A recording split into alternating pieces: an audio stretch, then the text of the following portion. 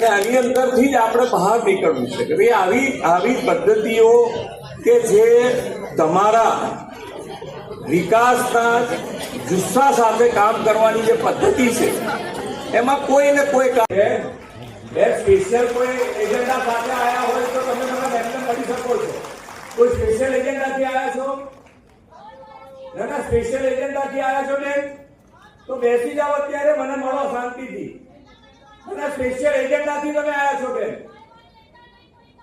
ના મળશો તમે અત્યારે મળી શકાશે. બેસી જાઓ અત્યારે બેસી જાઓ.